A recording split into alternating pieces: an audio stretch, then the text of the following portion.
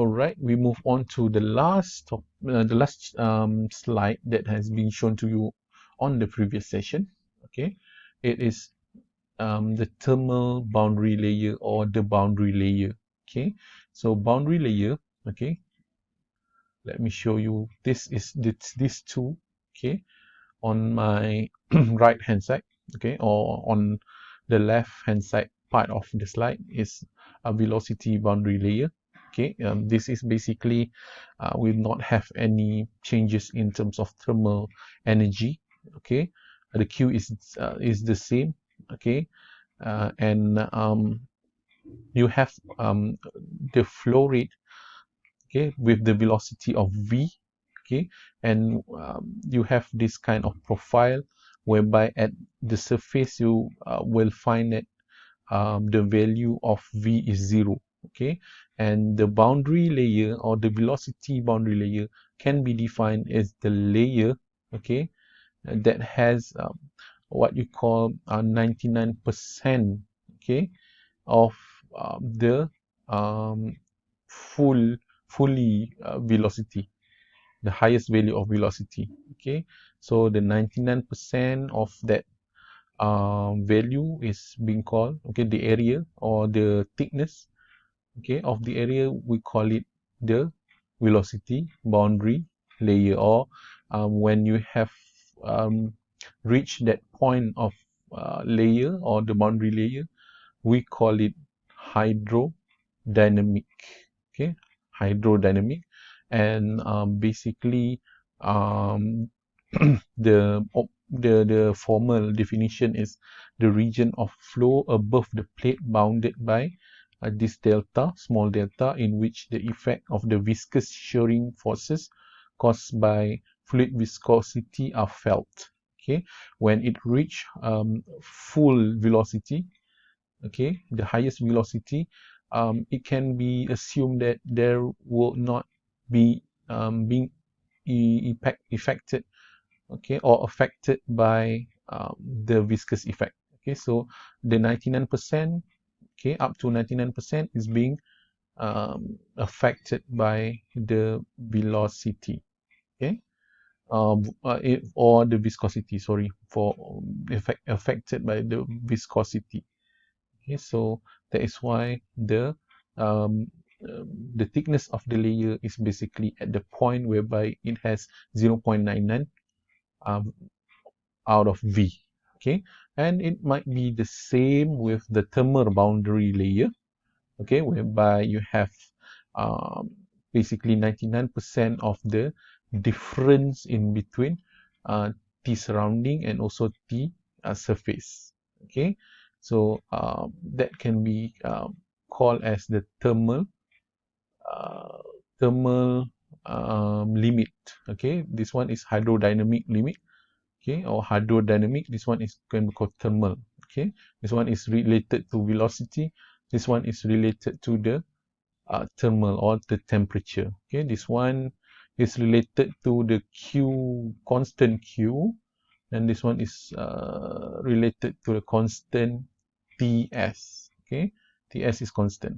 Okay, and meaning that there is always a supply to maintain the value of Ts. Okay, so our aim, okay, for this concept is basically to determine where about of these two boundary layers can be correlated. Okay, how we can relate this in between these two boundary layer, because it is basically related towards each other, because this one is related to velocity, the fluid, okay, of interest, okay, our fluid, our targeted fluid, okay, and this one is much more related to the surface, okay, the surface related, the related surface. Okay, so we have to assess both modes, okay, whether it is in the form of fluid or in the form of the material on the fluid, okay, reside on that particular material. So That is why we have to relate these two boundary layer. So we have what you call Prandtl number, okay, by this famous scientist named Ludwig Prandtl. Okay, this Prandtl number, okay, is basically um, to tell you on the relationship in between velocity, okay, or in between the momentum diffusivity with the thermal diffusivity. Okay, so if we ever know the molecular diffusivity of momentum, okay, the basically uh, the formula for this new, okay, if you ever go to learn on this new, okay, this is called new, okay, new is basically equals to mu, okay, the viscosity, kinematic viscosity. This one is being called dynamic viscosity, okay, viscosity, okay. This one is being called kinematic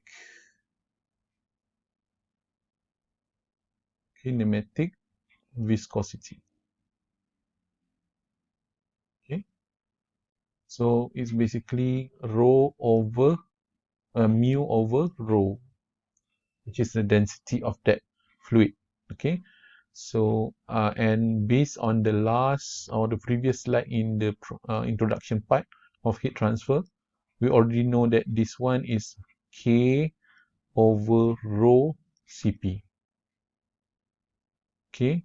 So when we combine these two, it will become mu over rho, okay, over K, because of this part is below K, so it will become we bring up, okay, we bring up this part, and then you slash out, and then it become this equation. So this Prandtl number, basically they relate in between the thermal boundary layer and the velocity boundary layer, okay. So we know that when we talk about Prandtl number, for if you ever look at table 5.1, we will already know that this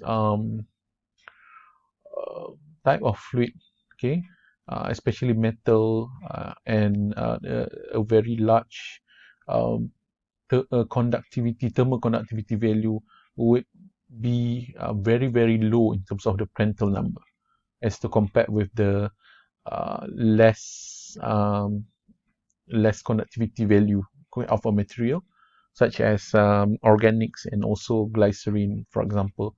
They will have a very huge number uh, Prandtl number, because they also at the same time they also have a very huge value of Cp.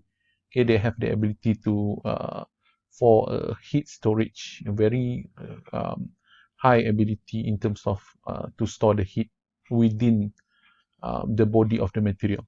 Okay, so that is why we need this one. Basically, most of the what you call the Nusselt number uh, Nusselt number formula or equation, okay, is being modeled based on Prandtl number.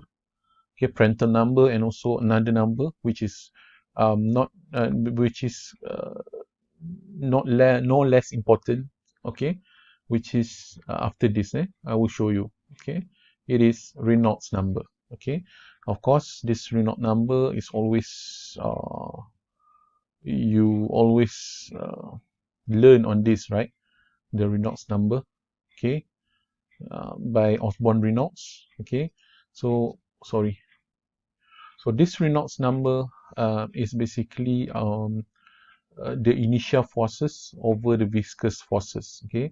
um, the the portion, okay, of the ability of any fluid, okay, to flow, and the forces that retards the flow, or that prohibits the flow. That is what called Reynolds number. Okay, so if the value of Reynolds number is very high, means that the flow is very high. Okay, but if it turn out to be very low, meaning that the viscous effect or the viscous forces or the viscosity is very high. Okay, so the formula, okay, this one is actually is based on the flow over the plate lah, okay, on the plate. Okay, so that is why you have V, velocity, and LC is characteristic length. Okay, and just like I've mentioned on the previous slide, L2 is basically the plate, the length of the plate lah, normally. Okay, and then you have mu. Okay, so when you try to expand this V, okay, it will become rho V. Okay, rho V over basically not expand the V, we will expand the nu. Okay, the nu is can be expressed in terms of mu over rho. Okay, so this equation become like this one. Okay, it's either you have nu or either you have mu or nu. Okay, and also not to forget the rho. Okay, so for this in this statement they said that they have the critical Reynolds number.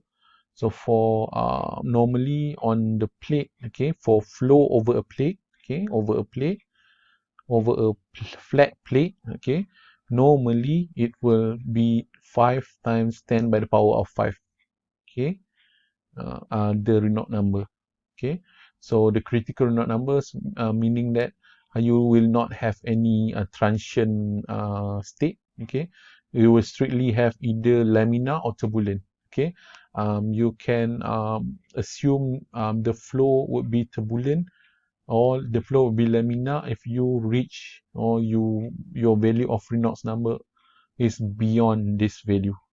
Okay, and lower than this value, you can consider it as laminar flow. Okay, this is specifically for flow over a plate, okay, or over a flat plate.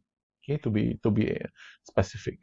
Okay, right. You have learned so many terms or so many dimensionless number. Okay, but we have yet to explore on the application.